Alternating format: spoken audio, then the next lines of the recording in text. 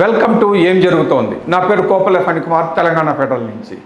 రేవంత్ రెడ్డి ఆధ్వర్యంలో శుక్రవారం క్యాబినెట్ సమావేశం జరిగింది. ఆ సమావేశంలో ఒక కీలక నిర్ణయం ఏమిటంటే బీఆర్ఎస్ హయాంలో ధరణి పోర్టల్ ద్వారా జరిగినటువంటి భూ అక్రమాల మీద సమగ్ర దర్యాప్తు చేయాలి అని నిర్ణయం తీసుకున్నది. ఇప్పుడు ఈ విషయమే అందరినీ ఆశ్చర్యానికి గురి చేస్తోంది. ఎందుకంటే రేవంత్ రెడ్డి ప్రభుత్వం ఏర్పడిన 2.5 సంవత్సరాల్లో బీఆర్ఎస్ హయాంలో జరిగిన అవినీతి కావచ్చు, అక్రమాలు కావచ్చు, అధికార దుర్వినియోగం కావచ్చు, రకరకాలుగా దర్యాప్తులు, కమిషన్లు ఏమిటేమిటో చేయిస్తోంది. అయితే ఇప్పటి వరకు ఏ ఒక్క ఘటన మీద కూడా ఇంతవరకు యాక్షన్ లేదు. మొదలు కాళేశ్వరం అవినీతి పైన విచారణ అన్నారు. జస్టిస్ పిసి ఘోష్ కమిషన్తో ఎంక్వైరీ చేయించారు. దాదాపు ఏడాదికి పైగా విచారణ జరిపిన కమిషన్ తన రిపోర్టును ప్రభుత్వానికి అప్పగించింది. అందులో కేసీఆర్, హరీష్ రావుతో పాటు చాలామందిని, దాదాపు ఒక 20-30 మందిని తప్పుపడుతూ వాళ్ళకు బాధ్యత కూడా ఫిక్స్ చేసింది కమిషన్. దాని మీద ప్రభుత్వం ఎలాంటి విచారణ ఫర్దర్గా జరపకుండా, తమ మీద ఎటువంటి చర్యలు తీసుకోకుండా కేసీఆర్, హరీష్ రావు హైకోర్టులో ఒక కేసు వేశారు. ఇప్పుడు ప్రస్తుతం ఆ కమిషన్కి సంబంధించినటువంటి రిపోర్టు, దాని మీద విచారణ అంతా కూడా హైకోర్టు పరిధిలోకి వెళ్ళింది. కాబట్టి వాళ్ళ మీద ప్రభుత్వం ఏ రకంగానూ చర్య తీసుకునే అవకాశం లేదు. అయితే ఈ కాళేశ్వరంలో జరిగినటువంటి అవినీతి, అక్రమాల మీద విజిలెన్స్ కమిషన్ కూడా ఒక ఎంక్వైరీ జరిపింది. దానికి సంబంధించి ఒక 20-30 మంది మీద వాళ్ళు ఛార్జెస్ ఫ్రేమ్ చేశారు. కొంతమంది ఇళ్ల మీద దాడులు చేశారు. వాళ్ళ ఇళ్లల్లో ఆదాయానికి మించిన ఆస్తులు ఉన్నాయన్నారు. వాళ్ళని కేసులు పెట్టారు, అరెస్టులు చేశారు, రిమాండ్లు కూడా పంపించారు. ఇప్పుడు అవన్నీ ఏమైనాయో ఎవరికి తెలియదు. ఇది పక్కన పెడితే ఫార్ములా ఈ కార్ రేస్లో కేటీఆర్, సీనియర్ ఐఏఎస్ అధికారి అరవింద్ కుమార్, హెచ్ఎండిఏలో చీఫ్ ఇంజనీర్గా పనిచేసినటువంటి బిఎల్ఎన్ రెడ్డి, ఈ ముగ్గురు మీద ఏసీబీ కేసు నమోదు చేసింది. వీళ్ళ ముగ్గురు కూడా అధికార దుర్వినియోగానికి పాల్పడ్డారని, దానివల్ల ప్రభుత్వానికి సుమారుగా ఒక 50 కోట్ల రూపాయల నష్టం జరిగిందని, ఈ 50 కోట్లలోనే బీఆర్ఎస్కు అనుచితంగా లబ్ధి జరిగిందని, ఎలక్ట్రల్ బాండ్స్ ఒక కంపెనీ గ్రీన్కో అనే కంపెనీ నుంచి పార్టీకి అందిందని, ఇట్లా రకరకాలుగా ఏసీబీ వాళ్ళు రిపోర్ట్లు ఇచ్చారు. ఏసీబీకి ప్యారలల్గా ఎన్ఫోర్స్మెంట్ డైరెక్టరేట్ కూడా ఎంక్వైరీ చేసింది. అందులో ఏమి రిపోర్ట్ వచ్చిందో, ఏమేమి అంశాలు వచ్చినాయో తెలియదు. కానీ ఏసీబీ అయితే స్పష్టంగా కేటీఆర్ అధికార దుర్వినియోగానికి పాల్పడ్డారు అని చెప్పింది. అందుకనే కేటీఆర్ మీద ఛార్జ్ షీట్ ఫైల్ చేయడానికి, యాక్షన్ తీసుకోవడానికి గవర్నర్ అనుమతి కూడా అడిగింది. గవర్నర్ కూడా అనుమతి ఇచ్చారు. అయితే అప్పటి నుంచి ఏసీబీ చప్పుడు చేయకుండా కూర్చునింది. ఇది జరిగి కూడా దాదాపు 5-6 నెలలు అవుతోంది. మరి ఎందుకు ఏసీబీ చప్పుడు చేయటం లేదు? కేటీఆర్ మీద ఎందుకు యాక్షన్ తీసుకోవట్లేదు? ఎవరికీ తెలియదు.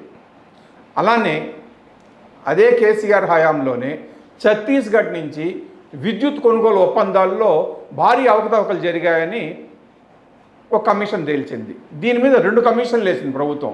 ఒకటి జస్టిస్ ఎల్ నరసింహారెడ్డి, ఆ తర్వాత మదన్ బి లోకూర్, ఇద్దరూ కూడా ఎంక్వైరీలు చేశారు. నరసింహారెడ్డి కమిషన్ను అసలు తనను విచారించే పరిధే లేదని, తనకు అసలు విచారణ అర్హత లేదని కేసీఆర్ కోర్టులో కేసు వేశారు. ఎందుకు?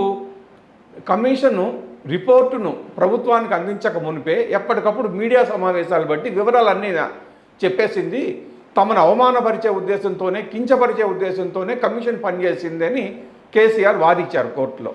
సరే, కేసీఆర్ వాదనతో కోర్టు కూడా ఏకీభవించింది.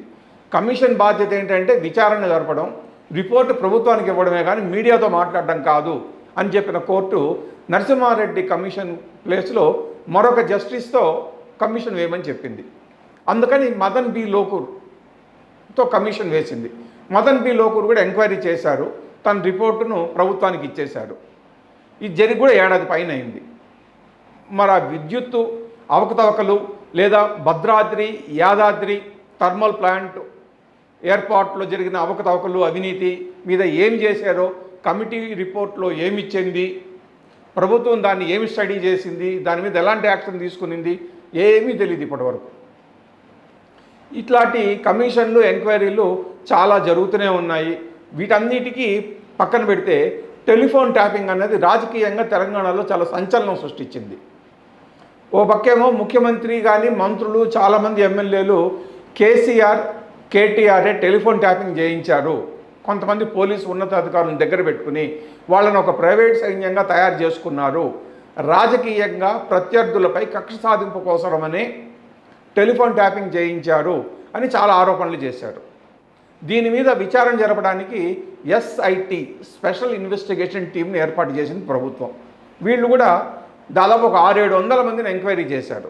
సుమారుగా ఒక 3-4 వేల ఫోన్లను ట్యాప్ చేశారు, బీఆర్ఎస్ ప్రభుత్వంలో ట్యాపింగ్ జరిగింది అని తేల్చారు.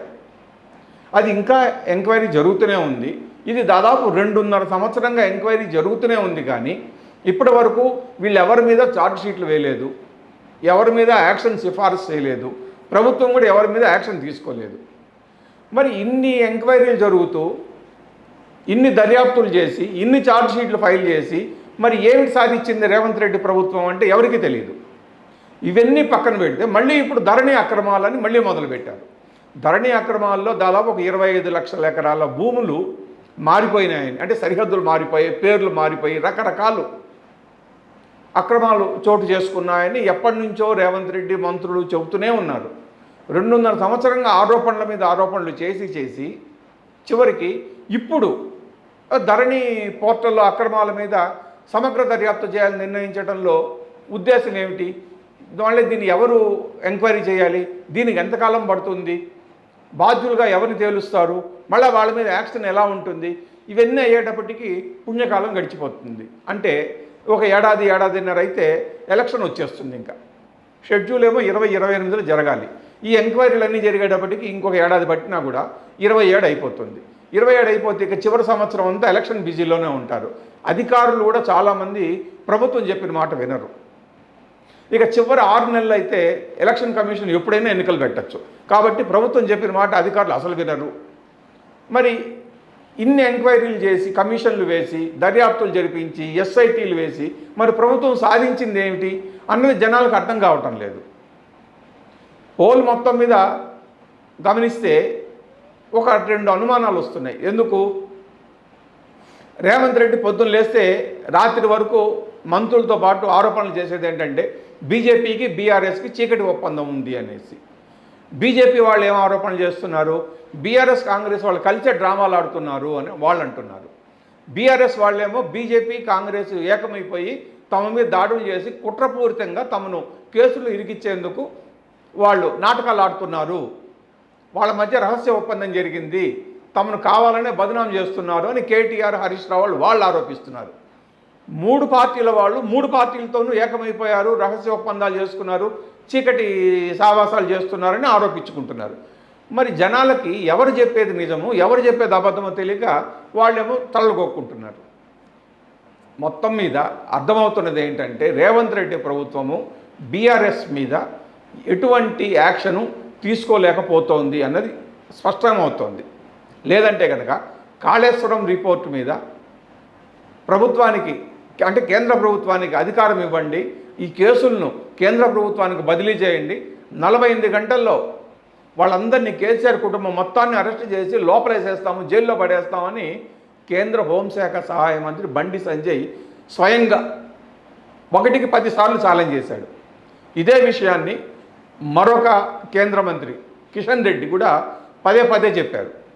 సరే నిజమే బాబోలు వాళ్ళు చెప్పిందనేసి రేవంత్ రెడ్డి ఏం చేశారు, అసెంబ్లీ సమావేశాలను ఒక తీర్మానం చేసి కాళేశ్వరం అవకతవకల మీద, అవినీతి మీద విచారణ జరిపి బాధ్యుల మీద చర్యలు తీసుకునే అధికారాన్ని కేంద్ర హోంశాఖకు బదలాయిస్తూ సిబిఐ ఎంక్వైరీ జరగాలి అని తీర్మానం చేసి కేంద్రానికి పంపించారు. ఇది జరిగి కూడా ఏడాది అవుతోంది.